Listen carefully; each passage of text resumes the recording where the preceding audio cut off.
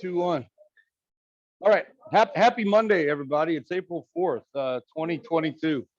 We're going to finish 9.1 today. Hooray, hooray. I hope you enjoyed the section so far. We're finishing today?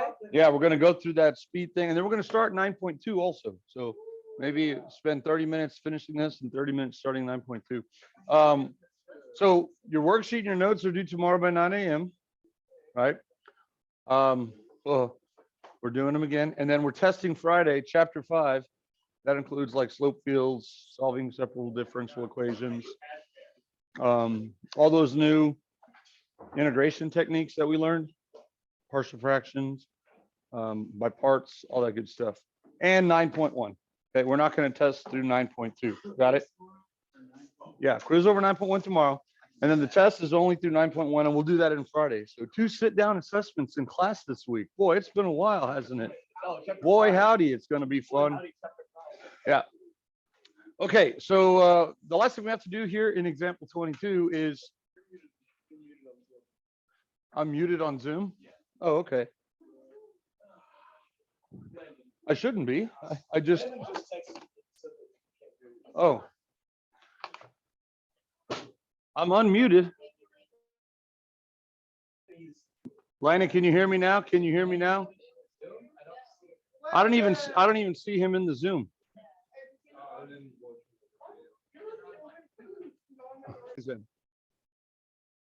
Okay, so all the tests that I went through again, I kind of went through as fast at the end. Parting C, all right? And this is just a way to remember all the tests. It's not necessarily the flow chart. So P series is the series in the form 1 over n to the P. That's P for power or P for polynomial-like, right? It's kind of a good way to attach it. We want things to converge, okay? Or that's what we're really interested in. And so we want them to go to 0 quickly. So remember, the larger the power, the bigger the denominator. So this will converge if P is what? Bigger than 1. And if it's 1, it's called the what? Harmonic series. Good. If it's less than 1, like square root of n, it diverges. Now I hear Landon. Alternating series. Alternating series. Yeah. That one's easy to spot, hopefully, right? Because typically we have the alternator in there, -1 to the n or n plus or minus 1. But we do have the sneaky one. What's the sneaky one? Cosine of it. Cosine of pi n. Yeah. But you can also have something like a geometric series, right? Like -2/3 quantity to the n, which is technically an alternating series. You'd have to separate the alternator. There's 2 of Landon's. That's what y'all said. Yeah. The ratio test is a very important one. That's the one where we take the limit of the n plus first term over the nth term absolute value. And if that is less than 1, then it converges. We do that for functions that grow very quickly, right? Like ratio test. Exponentials and factorials. Very good. Or combinations of the 2. Telescoping series. I did that on the video when I was out. But that's not on the AP exam. But if you do partial fraction decomposition from a quadratic denominator, you can expand out sufficiently number of terms, and you'll see a pattern that after a while they tend to cancel all the way down the line. You won't have that on the AP exam. The integral test, y'all learned that one on the video. That one is very important, right?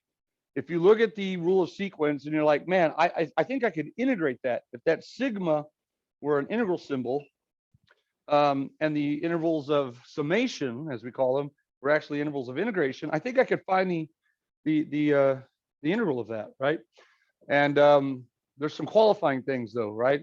In order for the integral test to work, dogs have to cuss in prison. Remember that? Dogs cuss in prison. They don't like being there. They're going to cuss. Dogs is decreasing. Cussing is what? Continuous. And prison is positive. Good. Prison is positive. Spread the word, everybody. Prison is positive. Put it on a shirt. Very good. And then what's going to happen is they're going to have the same result, right? If the integral converges, and we haven't really studied that specifically, but hopefully on the video you caught that. Then the series converges, and if the integral diverges, then so does the summation. Okay, to a different number if they converge though. All right, the nth term, that's the one we always do first, never not first. It's a one-way test for divergence. Geometric series along with the P series is the one that we can actually identify. We use it for comparison, right? And it converges quickly when the ratio, which is the base of the exponential function, is what? What do we know about R in order for this to converge?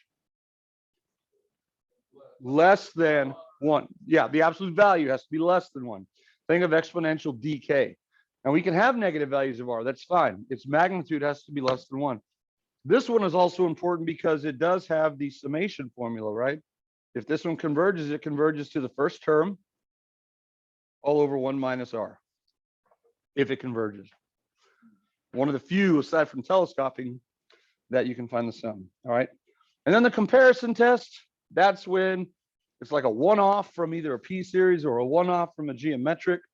And if you can introduce something to compare it with, and you know if that function you bring in, or the series you bring in converges or diverges, then if the one you bring in converges and the one you were given is smaller, then they both converge, right? But if the one that you were given is bigger, it's inconclusive. Similarly, if the one you bring in diverges, then the one that was given will also diverge if it's bigger.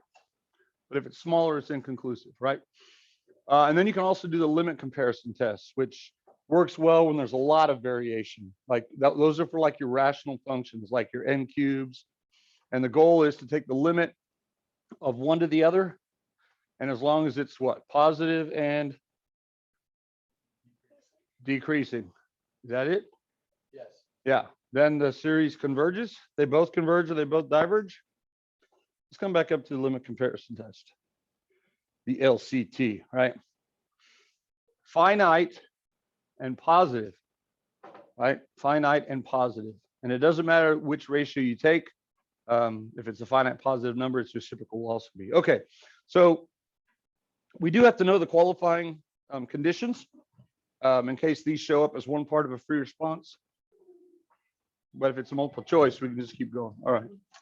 This Corpy. Who's that? Oh, yeah, I'll center. Diane. Okay. Oh, the other thing I want to mention since Diane is leaving is starting tomorrow after school, like we get at 4:20, so maybe 4:25. I'll start doing reviews, and I'll do them every Tuesday, Wednesday, Thursday. Next week during spring fling, it's not going to be possible to do them after school, so I'd be willing to do them like before school, like 7:15 or something like that. If y'all could get here by then, I can meet y'all at the door. We'll talk. Think about that because I can't do them after school, but I'd be willing to show up at 7, even 5, whatever. If y'all will come, I'll be here. Okay. All right, let's go through. I kind of want to go through these quickly. If you think you want to actually work the whole thing out, we could do that. But we need to identify the test first. Okay. So never not first, the nth term test. What's the limit of the rule of sequence as n goes to infinity? 1/4, right? We got a 1 over 4. Leading coefficient over leading coefficient. Does 1/4 equal 0? No. Therefore, this series does what? Diverges by the nth term test. I'm just going to put d nth term. Okay. That's about the extent that we're going to do. All right. Questions on that one? All right. Letter B, going straight across.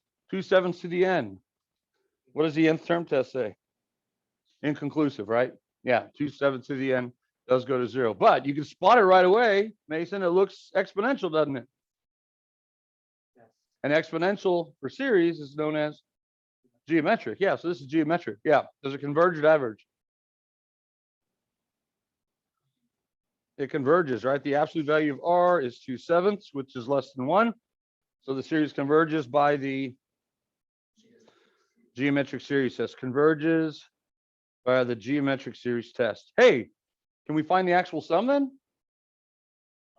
Yeah, you can actually say that series equals. You can say it equals. And what's the first term? Is it 2/7? Yeah, you got to plug in your starting value. That's where these are important, because you can specify that to start at 1, 2, 3, 4, 5, whatever. Your first term, the expansion, is what you get when you plug that in, which in this case is 1 over 1 minus 2/7. And of course, we could state change flip. That gives us what, 5/7 in the bottom, which is 7/5. Now, if this were a multiple choice question or on your quiz tomorrow, a lot of times for things like this, they'll make the answers in decimals, even though it's a non-calculator question. So what is 7/5 as a decimal? Yeah, 1.4. 7 divided by 5. 5 goes into 71 time, right? With some left over. Or you could just say 7/5 multiplied by 2 over 2, and you get 14/10, which is another name for 1 and 4/10. So anyway, you can do long division always, right? 7 divided by 5. When in doubt, work it out. Okay, so on and so forth. All right, so far so good. I'm having a good time. All right, letter C. Well, the nth term test is inconclusive, good, and this one does converge, Mason, by the P series. Yeah, the 4 that's in the numerator, you could just bring it out front, just like with an integral. I believe I heard Miss T even say that, right? So yeah, now it's a straight up P series. So this converges by the P series. You would say P is equal to 3, which is greater than 1. That's what you would say. P equals 3, which is greater than 1. Therefore, the series, and remember, you can always give the series a name, like capital A, capital B, capital Q, whatever. And then you could just refer to it. So Q converges. It's easier than writing the whole series again. Yeah.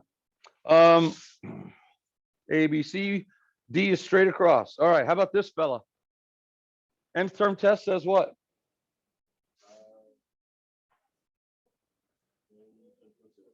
Kind of inconclusive, right? Yeah, it does go to 0.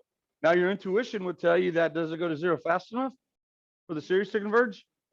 Yeah, you got a tug of war match here, right? Speaking of tug of war, you heard my announcement, right? The Fun Night event sign up starts tomorrow at 8. Tug of war is one of them. 8 guys, 7 girls from each side on one side of the road. You got exponential pulling against quadratic, right? It's gonna happen. It will converge. But if we had to prove it, what test would we use? Ratio test. Very good. Ratio test. This one converges by the ratio test. You want to actually do that? Yeah, that one we should probably do. Yeah. So I'm just going to come off to the side here. All right. So we would say the limit as n goes to infinity of the absolute value. Don't forget the absolute values. It's a test for absolute convergence. The ratio test is the n plus first term, the subsequent term. Just replace both n's with n plus 1. So you get n plus 1 quantity squared all over 5 to the n plus 1. The order in this ratio does matter, right? For the limit comparison test, the order doesn't matter. A positive number is going to have a reciprocal that's a positive number. But here, the order matters because you're taking the subsequent term always and dividing it by the previous term. Now, instead of dividing by the rule of sequencing into a complex fraction, I'm going to state change flip and multiply by its reciprocal. Y'all okay with that? Okay. And now the fun part, what I believe the fun part is, simplifying, right? You're not going to be able to simplify your powers of n. You're not going to like expand it out and then divide out on n squared. So just leave it as n plus 1 squared all over n squared. The only thing that you're going to be getting rid of is the exponentials or sometimes the factorials. And remember, if it is an alternating series and you end up doing this, you don't even need the alternator in there because it's absolute value. So there's more n's, five factors where? In the top or bottom? Yeah, there's exactly one more factor of 5 in the bottom and the top. So if you want to just think about it that way, that works. If you want to use the rule that says when the bases are the same and you're dividing, you subtract. N minus the quantity n plus 1 is really n minus 1. So, with 5 to the n negative 1. Or you can write 5 to the n plus 1, as we did on Friday, as 5 to the n times 5 to the firsts. That one's kind of nice because when you do that, I'll just write that one last step. 5 to the n times 5 to the first. When you write like that, you get to do what? You get to make the sound. All right. So anyway, now we end up essentially in the top. If we were to expand it out, what would the leading term be in the top? 1n squared. And in the bottom, what would the leading term be? 5n squared. See that? So n squared over n squared, it's leading coefficient over leading coefficient. It's the absolute value of 1/5, which is 1/5, and it's less than 1. Therefore, the series, if you want to give it a name, converges by the ratio test. That's right. Okay. Excellent. Yes, yes. A, B, C, D, E is next. All right, questions so far? Good pace? Keep on keeping on A, B, C, D, E. All right, E. Nth term test is inconclusive. The sequence goes to 0. What do you think? Intuition. It's not quite a P series, right? That +5 in the denominator is screwing things up. Because if it was just 1 over n to the 5/3, is that what that would be? 1 over n to the 5/3 because it's cube root? 1 over 5/3 is what in relation to 1? Bigger, smaller? 5/3? 5/3, sorry, bigger. It's bigger, yeah. So this will converge. If the +5 were not there, it would converge by the P series test, right? Yes. Man, so if it's just a one-off, the +5 is the only difference. We might try direct comparison, right? But if 1 over n to the 5/3 converges, I would have to show that this one is what here? Bigger, smaller? Bigger. No, Wait, no, smaller. no, smaller. Right. If I have something that converges, that means it's small. If I have something that's bigger than it, I don't know anything about it. It may converge, but it may diverge. It's bigger, right? But if I know something converges because it's small, then anything smaller than it will also converge. Okay. Now, is n to the 5th +5 smaller than 1 over cube root of n to the 5th? Yes, because it's added, right? It's +5, which makes the denominator bigger, which makes the fraction smaller. Now, if that were -5, we'd have to use like the limit comparison test. Okay. So this one does converge by direct comparison test or limit comparison test. Let's do the direct comparison test. You would say compare to, you would actually have to say compare to blah, blah, blah, n equals 1 to infinity of 1 over n to the 5/3, right? A convergent P series. You don't have to say since P is 5/3 or greater than 1. You're bringing it to the table. You know convergence, but you got to state that, okay? And then you have to say since, and you just show the inequality. Since 1 over the cube root of n to the 5th +5 is less than or equal to. I would throw the equal sign in there. It covers you a little more ground. It's a little safe to have. Is less than or equal to 1 over the cube root of n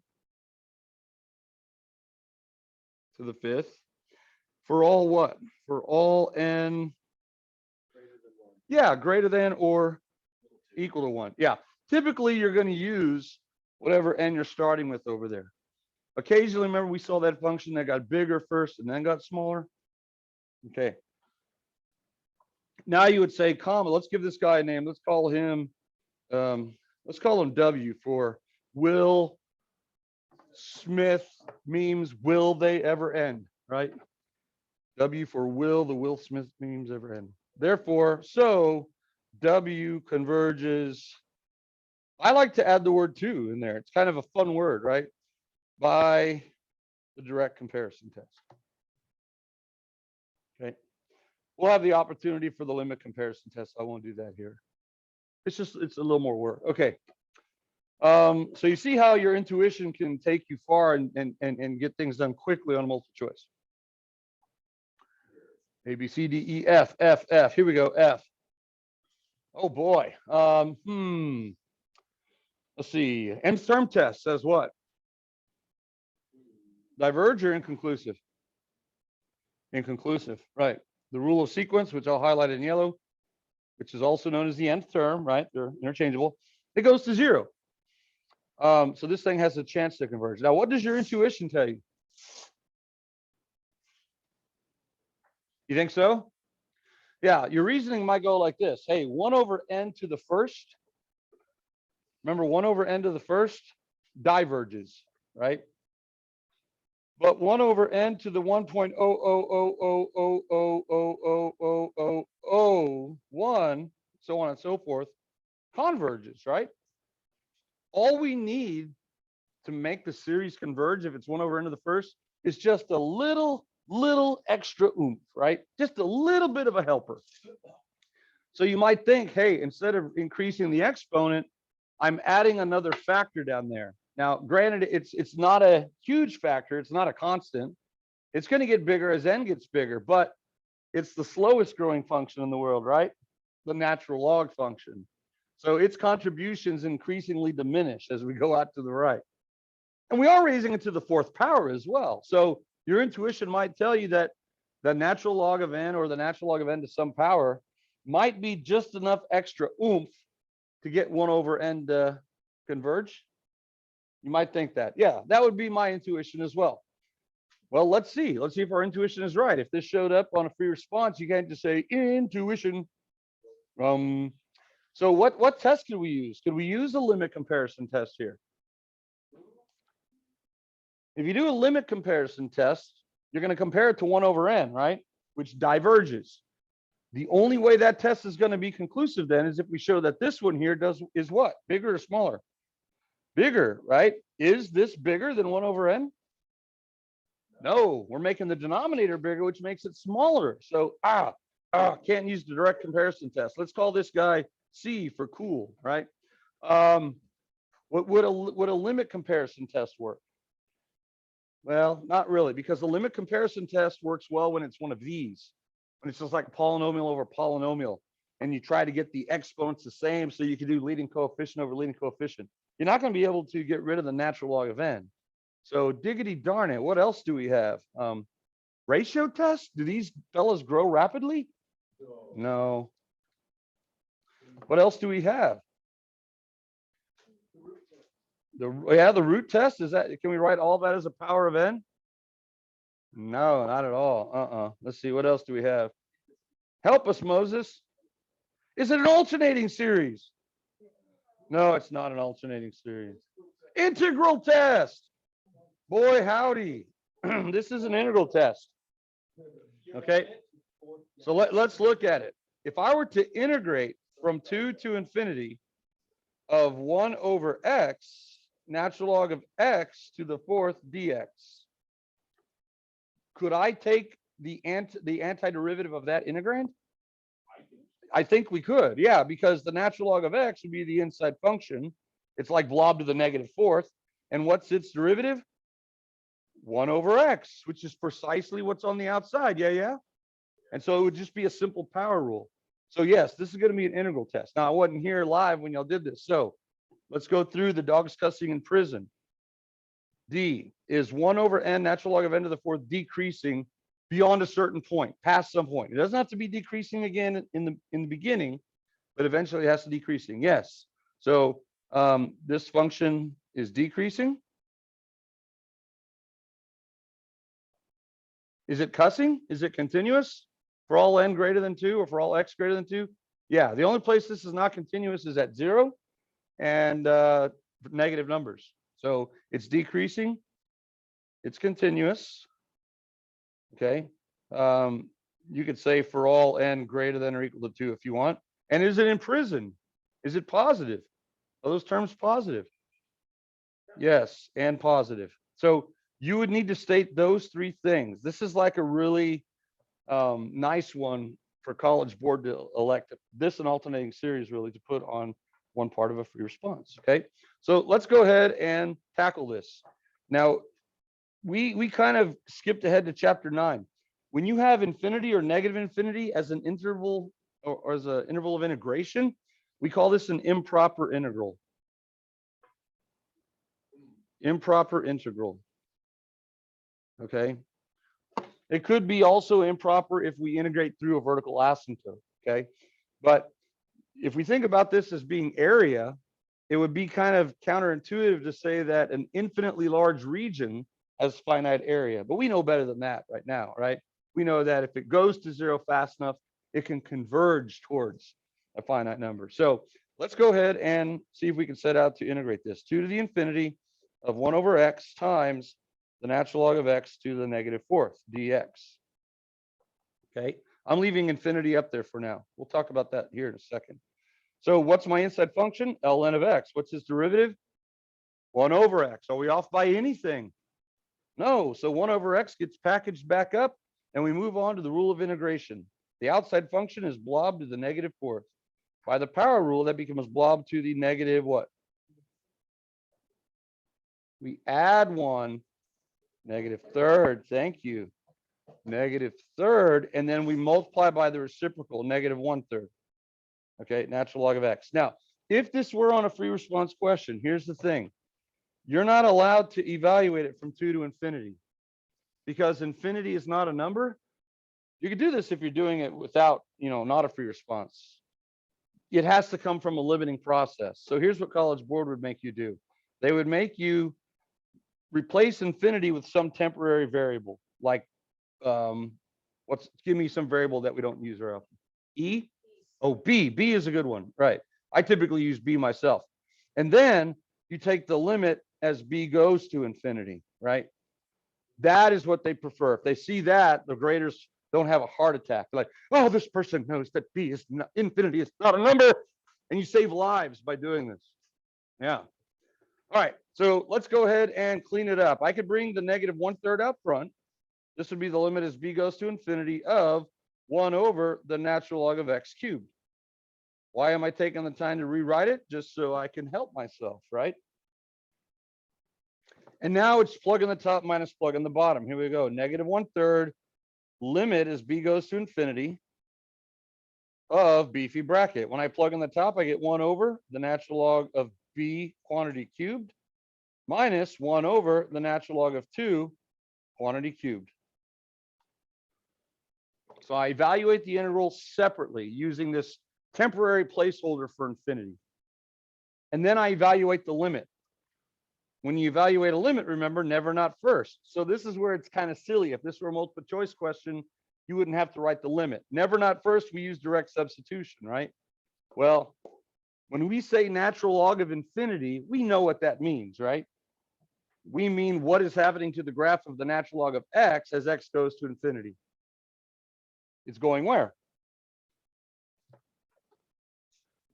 In other words, off to the side, what is the limit as b goes to infinity of the natural log of b? Well, here's the graph of the natural log of x, remember.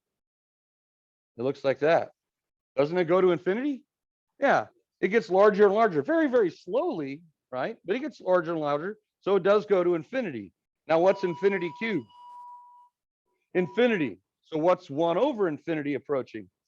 0. Good. So that goes to 0, and then this becomes minus 1 over the natural log of 2 cubed.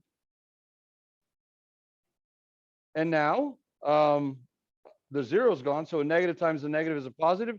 This ends up being 1 over 3 times the natural log of 2 cubed. Is that a positive finite number? Yeah, this is positive and finite. So what does that mean? Does that mean that the series way up here converges to that same number? No, but it does mean that it has the same behavior, okay? So the integral, we say the integral, and, well, let's just this. So the integral converges. How about this? So the integral converges. Thus, right, there's a good transit. Thus, the series converges too by the integral test. Okay, so we proved it. Now, if this were a multiple choice question, don't worry about writing it in terms of limit. You can just leave infinity as an upper bound. And when you plug it in, you get 1 over natural log of infinity cubed. And you're like, oh, that's 0, right? You save a little bit of time. But notation, notation, notation. Yeah. Oh, yeah. You're not going to have an integral remainder on the AP exam. But let's talk about that. I'm glad you brought it up.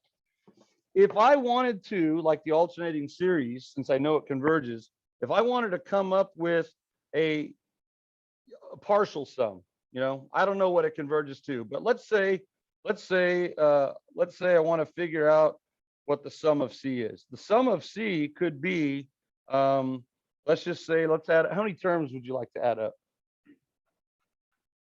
3? Okay, let's say I want to add up 3 terms. So the actual sum C, right? C is the series, so C is the sum. it's approximately S of 3, right? Now, when I add up those first three terms, I want to know, hey, how close is that, right? Well, you have what's called the remainder theorem, again, for integral test.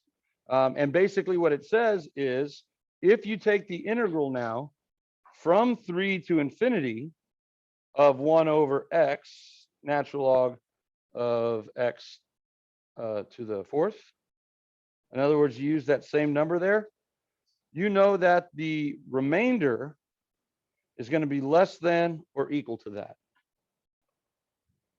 Less than or equal to that. It's not going to be any bigger than that. So this is also called your error bound. Same thing, remainder or error bound. It bounds your error. You don't know what the actual error is. If you knew the actual error, you could find the actual sum. We're just giving kind of like a worst case scenario. We know it's not going to be bigger than whatever. And so this gives you then an interval in which you can trap the actual sum. The lower bound is going to be S sub 3. And the upper bound is going to be S sub 3 plus the remainder. Okay, now that's not on the AP exam, but it's pretty cool. Now, remember on the alternating series, we did something similar. We used the first unused term. Here we're not using the next value of n, we're using the same value of n, okay, as a starting point. But also on our interval that we trapped the sum in, remember we subtracted r for the lower bound and then added it for the upper bound. You remember that? Why did I not have to subtract r here for the lower bound? If I add up the first three terms, will the sum ever be any smaller than the sum of the first three terms? No, why not? What's that, Braden? I'm always adding something to it that's what? Positive. That's it. Yeah. Dogs cuss in prison. These terms are positive. So as I continue to add subsequent terms, it's only getting larger. Whereas on an alternating series, when I add the next term, it possibly could be smaller. Okay. So I have to take that into consideration. All right. Now, I don't think I want to take the time to figure that out here, if you're okay with that. Yeah. No. I'm not going to put telescoping on the quiz. I mean, if this was like the third day of school and we had all the rest of the year, yeah, I would do all this stuff. So I tend to overteach the AP exam, but I'll let you know what's on it, what's not on it, because it's cool. It's still, I find it fascinating. Okay. So I'm not going to quiz you at this point over anything that's not on the AP exam. So telescopic won't be on there either. All right. So going back to our intuition, what can we say? Did it work? It served us well? It did. Indeed, it did. All right. Look at all that work. Wow, nice. Okay. Let's come over here. Letter G. G for golly, that looks hairy. What about the nth term test? Diverge or inconclusive? Inconclusive. This goes to 0. Okay, now, it looks like polynomial over polynomial. If I simplified the powers, take the leading terms, simplify the powers, n squared over n cubed, that would simplify down to what? 1 over n, right? 1 over n. 1 over n is our divergent harmonic. So whenever you're going to be comparing something to a P series and it's not a one-off, what test do we use? Which one? Limit comparison test. Yeah. So what do you think this one's going to do? If we compare it to 1 over n diverges, right? Yeah. So what do you think about this one? You think it diverges too? Yeah, yeah. Pretty much they're going to exhibit the same behavior. If it belongs to the same family, it's going to have the same behavior. Do we need to work that out? Yeah? You said yeah? Okay. If it's going to be on the quiz, right? Okay. So let's, yeah. Oh, yeah. LCT will. Yeah. Oh, yeah. Oh, yeah, yeah. Compared to sigma from n equals 1 to infinity of 1 over n. When you compare it to something, you always use the same starting value. Does that make sense? So like if that had started at n equals 3, I would compare it to 1 over n equals 3. Remember, that really doesn't do anything to help it converge, taking off 1 or 2 terms or a million for that matter, right? Okay, so we'll say compared to that, comma, the divergent. Do we have to say the divergence? Yes. Well, if you don't want to say the divergent harmonic series, you'd have to say the divergent P series, either one. But you have to say which one you're bringing into the fold. You have to say what it does and why. You refer to it from the class or family, the divergent harmonic series. Okay, and so now we're going to take, right, here's the work. We're going to take the limit as n goes to infinity. Is this an absolute value test like the ratio test? Is it? The limit comparison was? Well, it was way up here. Do you see absolute values? No, we don't. No. We need it to be finite and positive. So yeah, if this were alternate, if this had negative terms, we'd have to maybe try the alternating series test or something. Okay, so we don't take the absolute values. That's just the ratio test. So I'm going to take, what the heck? I'm going to take the one that's given, right? 5n squared minus 6n plus 3 all over n cubed minus 7n plus 8. And I'm going to divide that by 1 over n. Now, can we skip that step if we want to? You can. But if you don't think you can, don't skip it, right? When in doubt, don't leave it out. So limit as n goes to infinity. If I state change flip, it's like multiplying by n over 1. Now, if this were a free response, could I just say, oh, that's the same as times n over 1 like that? No, because that's not equal to 1. I would have to do that like this, right? Yeah, so be careful when you're working in the project, not on your workbench. So just keep that in mind. So if we distribute the n on the top, we get 5n cubed minus 6n squared plus 3 all over n cubed minus 7n plus 8. And the goal of the limit comparison test is to make the degrees the same. So it should turn into leading coefficient over leading coefficient. Is that the case here? Yeah, so we get 5, which is finite. Yeah, and positive. Or you could just say 5, which is greater than 0, right? We know it's finite, but we have to say it's positive, right? Okay, so let's give this guy a name. What do you want to call this guy? M. Okay, M. So M does what? Also, there you go. Also diverges. If you don't want to write the word TOO. Yeah, don't just think that if you get a number, it's going to, oh, it's a number, converges, right? And that's not what's happening here. Okay. All right, there's limit comparison test. Goody gumdrops. Yeah. Yeah. Why does the n it distributes? Oh, I didn't do the 3. Thank you. Is that what you saw? Yeah, I saw that just now. See, and it was at the very end. I knew it was inconsequential, and I released my brain and I let my hand finish up the job. My hand's like, what did you say? And I messed it up, right? So yeah, run through the tape at the end of the race. Thank you. Good catch. Right? Good. Awesome. Do as I say, not as I do. Okay. Any other comments or questions on that? Okay, H. Nth term test says what? Inconclusive, right? The bottom goes to infinity, and the top just kind of hovers between 1 and -1. So it's effectively a constant. So it's inconclusive. Now, alternating series, right? That's your hidden alternating series. So let's go ahead. Y'all want to see that one worked out? I know. So I'm just going to copy this, and I guess we'll add a new page. Maybe I should adjust this so that there's actually more room in between there. I usually don't work these all out. I just kind of talk about it, but I want y'all to make sure you thoroughly understand this. So this is an alternating series. So if we look at this, if we look at a sub n, you can call it a sub n, it's 1 over n to the 1/2, right? That's the a sub n, and then the cosine of n pi or pi n is your alternator. What two things need to happen?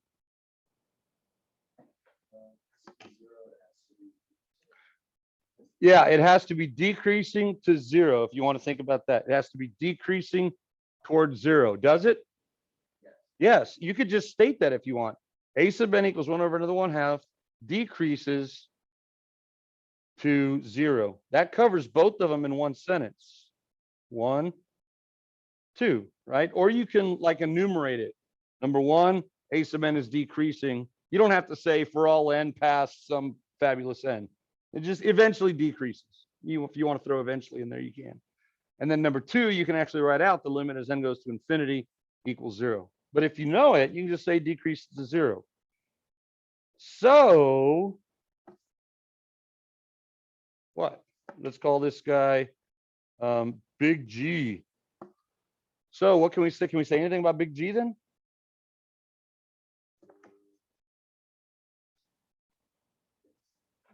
Converges by alternating series test, right? Yep. Good. Now for the error bound, I know that G is going to be approximately S sub n. That's the sum of the first n terms, right? And I know that the remainder then, when I use n terms, is going to be less than or equal the absolute value of what? A sub n plus 1, right? Remember, we call A sub n the rule of sequence, and then we're calling the big series G. So the remainder, like if I add the first 5 terms, we typically put the same subscript on here, okay? So like if I add up the first 5 terms, S sub 5 is the sum of the first 5 terms, and R sub 5 is the remainder or the arrow bound for that 5-term sum.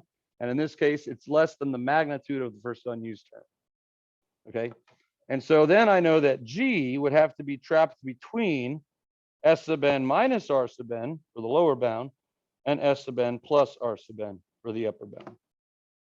Again, I have to subtract here because it's alternating series, and the next term could be negative. All right. Now, again, if you're given one like this and it's no calculator question, it's kind of tedious to add up these terms, right? Because they're going to turn into funky decimals. It'll probably ask you to find. It'll give you like an easier thing to work with, and you might only have to do like the first 2 terms. All right, and then the third term would be the error bound. Right. All right. Okay, cool. So is this one absolutely or conditionally convergent?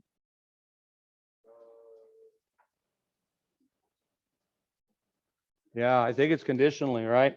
Because if I were to look at a different series, call him A, B, C, D, E, F, G, call him, let's call him Q. He kind of looks like G.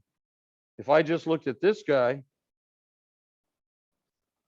that's just going to be a divergent P series, right? It's going to be a divergent P series, n equals 1/2, which is less than or equal to 1. So by himself, he doesn't go to 0 fast enough. But hey, if we subtract every other term all the way down the line forever and ever and ever, it makes the sub sufficiently small enough so that it converges. Yes? All right. Aren't these things cool? I like these things. All right. A, B, C, D, E, F, G, H, I. Look at I. What can we say about I? Nth term test.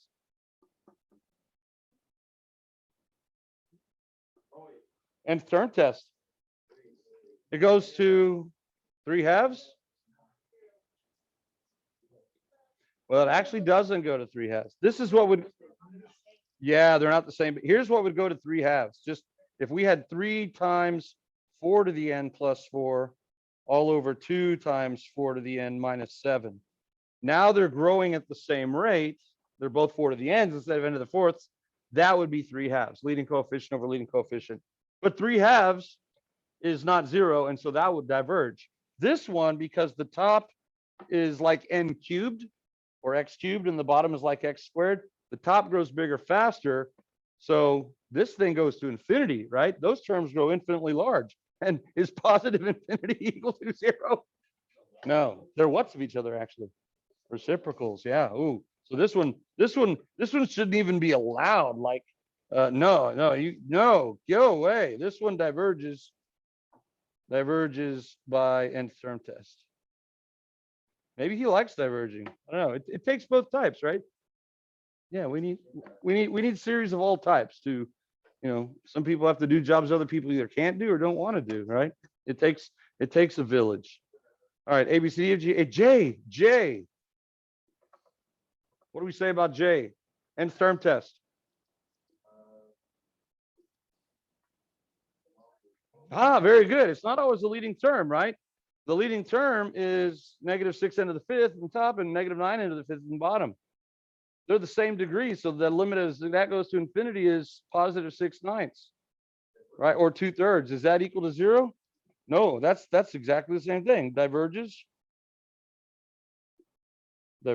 by nth term test. Okay. So see how you do that first. You get in the habit of doing that first, never not first, and it can save you a lot of hassle, right? Okay. It's a JKK. Ooh, K. Look at K. You go, K. Nth term test says what? Inconclusive, right? Man, what does your hunch tell you? Converge or diverge? Converge? Yeah, you're right. It converges. It does converge. So what test would we use if we had to prove it? LCT. Very good. Let's do that. I'm going to copy this and paste it down below. Okay. LCT. Very good. So what would we compare it with there, Mr. Bendy Legs? Well, here's how you do. Over here on your workbench, strip it down, right? The square root of, take your leading term without the coefficient, and then take your leading term in the bottom without your coefficient and simplify that. That would be the square root of 1 over n to the fourth, which is what? Well, that can you, yeah, still. So we've got to take the square root of top and bottom. So it's still a convergent P series. So that's what we're going to compare it to, right?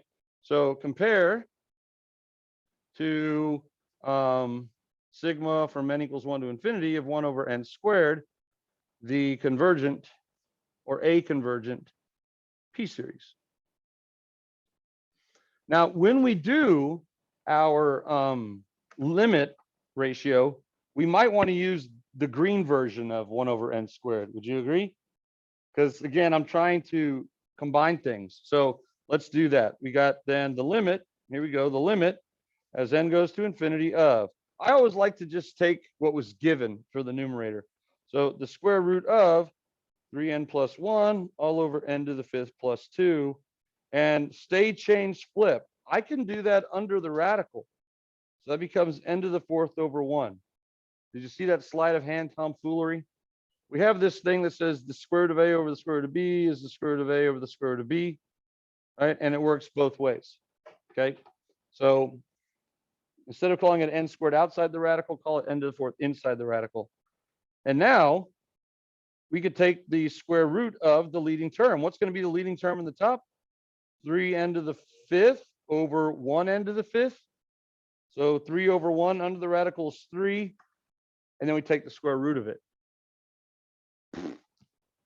What do we say now? We got square root of 3. Very good. There's so many tests you get confused. Like, well, that's greater than 1. So is it? And it's greater than 0, but it's less than 7. So what do we? Yeah. This is finite and positive. Okay. You don't have to say it's finite because it's sitting right there in front of you. It's greater than 0. So let's give this guy a name. Let's call him L, script letter L. There you go. So L does what? Converges to, or also, or as well, by limit comparison test. Yeah, it's an easy.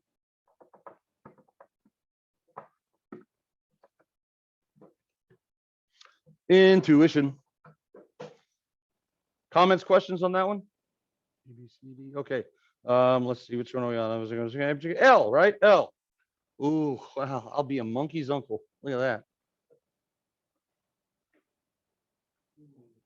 That's a good one to use too, along with boy howdy. Well, I'll be a monkey's uncle. Use that one when you're kind of like astounded, like dumbfounded, like wow and all.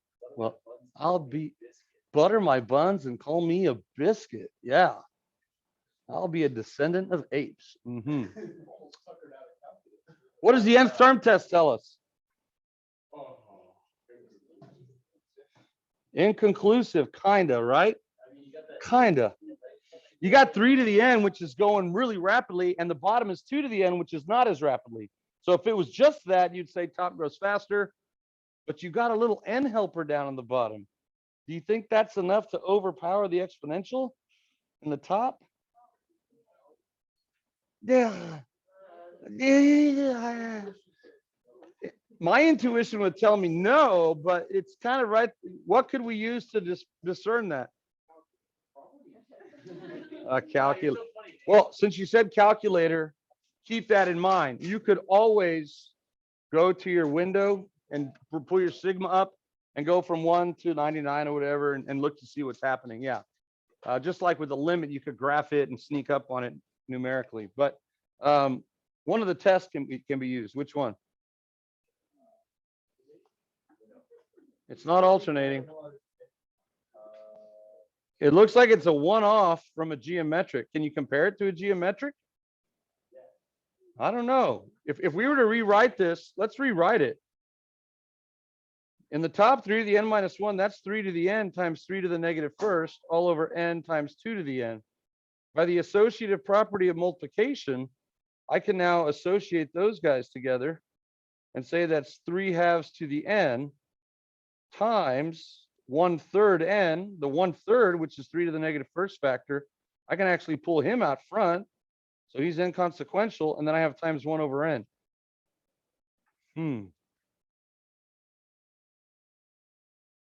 So now what? What does your intuition tell you? That just frames it in a slightly different way. 3/2 to the n by itself would be a divergent geometric series, right? And then 1 over n by itself would be a divergent harmonic series.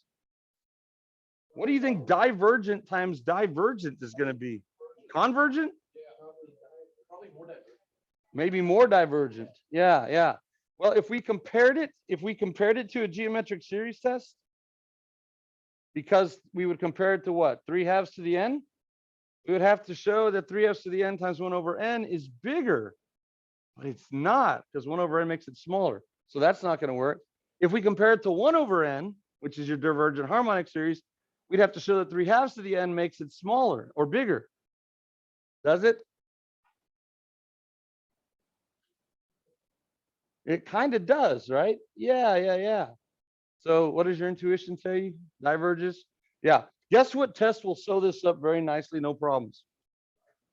The ratio test. Yeah, the ratio test is really the test of choice here, because you have, there's no factorials, but you got yourself some exponential things in there with some other guys that are kind of ruining it. So let's go ahead and do the ratio test. We'll say the limit as n goes to infinity of the absolute value of. Now, for the n plus first term, you just replace every n with n plus 1. So in the top, I'm going to get 3 to the n plus 1 minus 1, which is just 3 to the n, all over n plus 1, and then 2 to the n plus 1. Okay, so that's replacing n with n plus 1. And then divided by the given one, stay, change, flip, that becomes n times 2 to the n, all over 3 to the n minus 1. So they're setting up your absolute value ratio. Now, if you want, you could take that extra step, which I think it's probably worth it, where you try to write everything in terms of the others. Okay, so your n and n plus 1, those are kind of locked in there. What you're really working on are the other pieces. So I got 3 to the n in the top, and 3 to the n times 3 to the negative first in the bottom. And then what are the other ones? I've got 2 to the n in the top, and then 2 to the n times 2 to the first in the bottom. Yeah. If you take extra caution to do that line right there, you're less likely to make a mental mistake, bless you, in the math, because they're not always off by just 1. Sometimes they're off by 2. But now you also get to do that. I heard it, right? You get to do that. That's kind of cool. And now what's left in the top? 1n to the first. And what would be left in the bottom? A 2n to the first, right? Which would be what? 1n to the first over 2n to the first plus 1? Oh, there's a 3 to the negative first. I didn't see that. He was hiding. It's easy to lose track. Okay, so that's like a 3 in the top, right? That's going to really change whoa, that changes everything. That's like a 3n now, all over a 2n plus 2 if we distribute. We could drop the absolute values. Now what's it going to equal? Leading coefficient over leading coefficient? Yeah, 3 over 2, which is actually greater than 1. If I had forgotten about that 3, it would have converged and I would have had egg on my face. They're like, man, if you stick your face in a pan, you can turn your face into an omelet. Like, I know. I learned my lesson. Don't let, yeah. Sometimes it gets congested in there. So remember, the ratio test is a two-way test, right? So did we give this guy a name yet? No, let's give this guy a name. Capital K. I like that. Potassium, Corpy. So K diverges by the ratio test.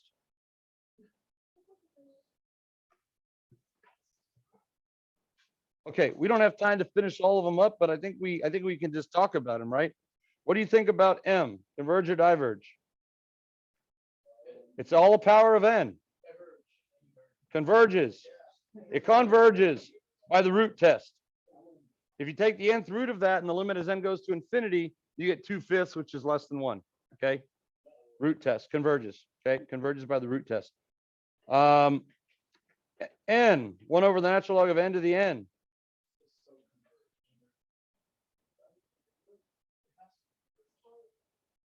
It slowly converges, you think? Oh, we might have to think about that one. That one's not real obvious, right?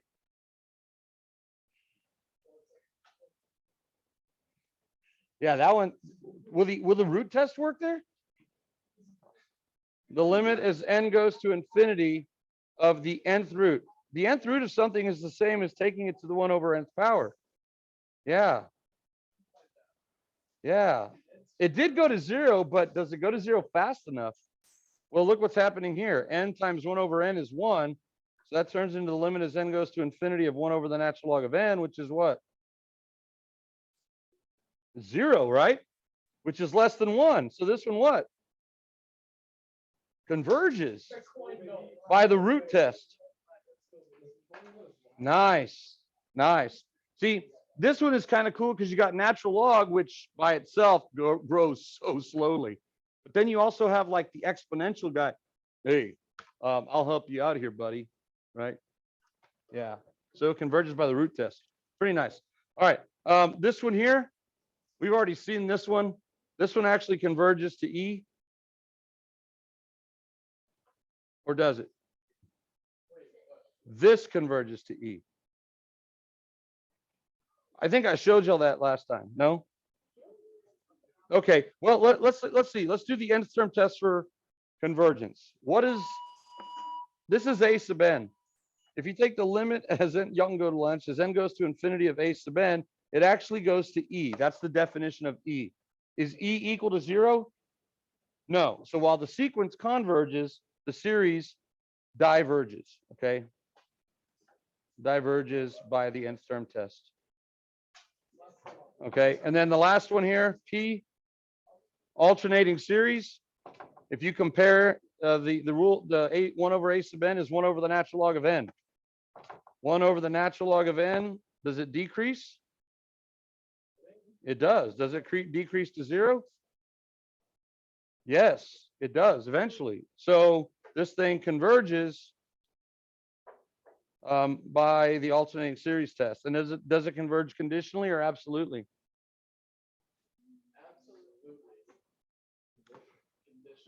So you mean to tell me that without the alternator, just 1 over plain natural log of n would converge? No. Remember, 1 over n is the gatekeeper. 1 over n to the first. Natural log of n grows more slowly than n to the first. So this would actually diverge. So this one converges what?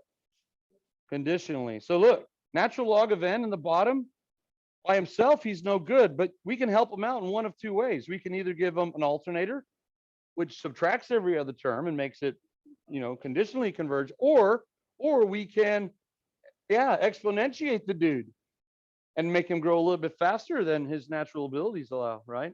Superpowers there, like Spring Fling theme, right? Yeah, there you go. So anyway, we'll stop right there. Worksheet due tomorrow, notes due tomorrow. You can submit your notes right now if you want.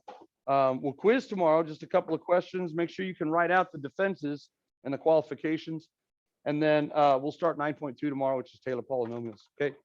And then review tomorrow after school, 4:25 to about 5:25. I'm going to try and do it in an hour. All right. See you, Landon. Bye, everybody else.